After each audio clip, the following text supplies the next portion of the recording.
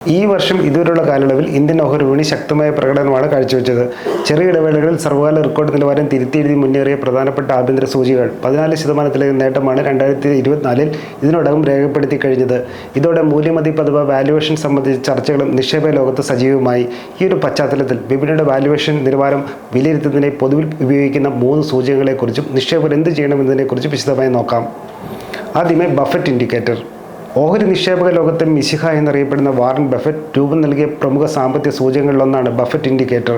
രാജ്യത്തെ ഓഹരി വിപണിയുടെ മൊത്തം വിപണി മൂല്യവും GDPയും അഥവാ മൊത്തം ആഭ്യന്തര ഉൽപ്പാദനവും തമ്മിലുള്ള അനുപാതമാണ് ബഫറ്റ് ഇൻഡിക്കേറ്റർ. ഒരു രാജ്യത്തെ ഓഹരി വിപണിയുടെ വാല്യുവേഷൻ വിലയിരുത്തുന്നതിന് ഉപയോഗിക്കുന്ന സാമ്പത്തിക സൂചകങ്ങൾ ഒന്നുകൂടിയാകുന്നു. പൊതുവിൽ ബഫറ്റ് ഇൻഡിക്കേറ്റർ അനുപാതം 50 മുതൽ 75% ഇടയിൽ നിൽക്കുമ്പോഴാണ് ആ വിപണി മൂല്യമതിപ്പിൽ ആകർഷകം അഥവാ അണ്ടർവാല്യൂഡ് ആണെന്ന് കരുതാനാവുക.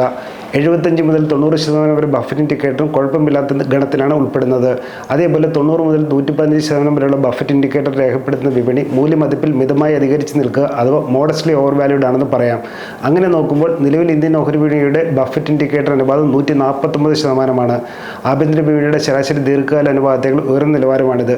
എന്നിരുന്നാലും 2024-25 സാമ്പത്തിക വർഷത്തേക്കുള്ള ഇന്ത്യയുടെ നോമിനൽ GDPയുടെ അനുമാന കണക്ക് പ്രകാരം ബഫറ്റ് ഇൻഡിക്കേറ്റർ അനുപാതം 135%. ഇത് നിലവിലെ കോർപ്പറേറ്റ് കമ്പനികളുടെ പ്രവർത്തന ഫലമായി ഒത്തുനോക്കുമ്പോൾ സാമാന്യ മൂല്യമതിപ്പിൽ നിൽക്കുന്നു അഥവാ ഫെയർലി വാല്യൂഡ് ആണെന്ന് കരുതാമെന്ന് ആക്സിസ് സെക്യൂരിറ്റീസിന്റെ റിസർച്ച് റിപ്പോർട്ടിൽ ചൂണ്ടിക്കാണിക്കുന്നു.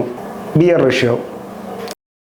സർക്കാർ കടപത്രങ്ങളിൽ നിന്നുള്ള വരുമാനവും ഓഹരി വിപണിയിലെ അടിസ്ഥാന സൂചികകളിൽ രേഖപ്പെടുത്തുന്ന ആദായവും തമ്മിലുള്ള ഒരു സാമ്പത്തിക അനുപാതമാണ് ബോണ്ട് ഇക്വിറ്റി ഈൽഡ് റേഷ്യോ അഥവാ BR റേഷ്യോ.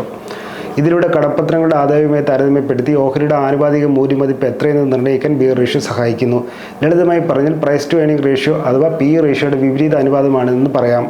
അതേസമയം BR റേഷ്യോ 1 താഴെയാണെങ്കിൽ കടപ്പത്രമായി താരതമ്യം ചെയ്യുമ്പോൾ ഓഹരി ഇപ്പോൾ അണ്ടർവാല്യൂഡ് ആണെന്നും BR റേഷ്യോ 1 മുകളിലാണെങ്കിൽ ഓഹരി അപേക്ഷിച്ച് മൂല്യമതിപ്പിൻ്റെ അടിസ്ഥാനത്തിൽ കടപ്പത്രമാണ് ആകർഷകമെന്നും വിലയിരുത്തുന്നു. ഇന്ത്യൻ വിപണിയുടെ നിലവിലെ BR റേഷ്യോ ശരാശരി ദീർഘകാല നിലവാരത്തിന് മുകളിലായാണ് രേഖപ്പെടുത്തിയിരിക്കുന്നത്.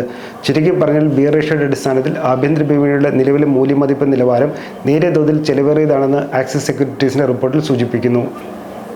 PE valuation. NSEയുടെ അടിസ്ഥാന സൂചികയായ നിഫ്റ്റിയുടെ 12 മാസ ഫോർവേഡ് PE റേഷ്യോ 21.1 മടങ്ങിലാണ് രേഖപ്പെടുത്തുന്നത്. നിഫ്റ്റി ഫോർവേഡ് PE റേഷ്യോയുടെ ശരാശരി ദീർഘകാല അനുപാതമായി 20.4 മടങ്ങിനേക്കാൾ 3% അധികമാണിത്. സമാനമായി അവസാന 12 മാസത്തെ അടിസ്ഥാനമാക്കിയുള്ള ട്രെയിലിംഗ് PE റേഷ്യോ നിലവിൽ 24 മടങ്ങിലാണ് കുറിച്ചിരിക്കുന്നത്. ശരാശരി ദീർഘകാല നിലവാരമായി 22.5 മടങ്ങിനേക്കാൾ 7% അധികമാണിത്. നിക്ഷേപകർ എന്ത് ചെയ്യണം? ഇന്ത്യൻ ഓഹരി വിപണി മൂല്യമതിപ്പിൽ അധികരിച്ച് നിൽക്കുകയാണെന്ന വിലയിരുത്തൽ ഒരു വിഭാഗം മാർക്കറ്റ് അനലിസ്റ്റുകൾ ചൂണ്ടിക്കാണിക്കുന്ന വേളയിലാണ് ആഗോള സാമ്പത്തിക ഘടകങ്ങളിൽ അനിശ്ചിതത്വം ഉരുത്തിരിയുന്നതെന്ന സ്ഥിതിവിശേഷം ശ്രദ്ധേയമാണ്. ഇടക്കാലയളവിൽ കോർപ്പറേറ്റ് കമ്പനികളുടെ സാമ്പത്തിക പ്രകടനത്തെ സംബന്ധിച്ച് ശുഭാപ്തി വിശ്വാസം പുലർത്തുമ്പോഴും സമീപകാല പാദങ്ങളിൽ ലാഭവളർച്ചയിലും വരുമാനക്കണക്കിലും കമ്പനികൾ തളർച്ച പ്രകടമാക്കുന്നതിൽ ഹ്രസ്വകാലയളവിലെ സാമ്പത്തിക പ്രകടനത്തെക്കുറിച്ച് ആശങ്കയും ഉയരുന്നുണ്ട്. ഈ ഒരു പശ്ചാത്തലത്തിൽ വിപണിയുടെ ദീർഘകാല സാധ്യതകൾ ശക്തമാണെങ്കിലും നിക്ഷേപകർ സമീപഭാവിയിലേക്ക് ജാഗ്രത പാലിക്കുന്നത് ഉചിതമായിരിക്കുമെന്നാണ് SBI മ്യൂച്വൽ ഫണ്ട് പുറത്തിറക്കിയ റിസർച്ച് റിപ്പോർട്ടിൽ സൂചിപ്പിക്കുന്നത്. ഡിസ്ക്ലെയിമർ. മേൽ സൂചിപ്പിച്ച വിവരം പഠനാവശ്യത്വം പങ്കുവച്ചാണ്. ഇത് നിക്ഷേപത്തിനായുള്ള നിർദ്ദേശമോ ഉപദേശമോ അല്ല.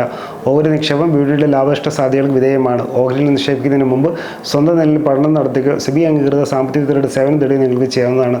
കൂടുതൽ വാർത്തകൾക്കും വിശേഷങ്ങൾക്കും ഈ ടീമുകളെ ഫോളോ ചെയ്യുക, സബ്സ്ക്രൈബ് ചെയ്യുക. മറ്റൊരു വിഷയമായി വീണ്ടും കാണാം.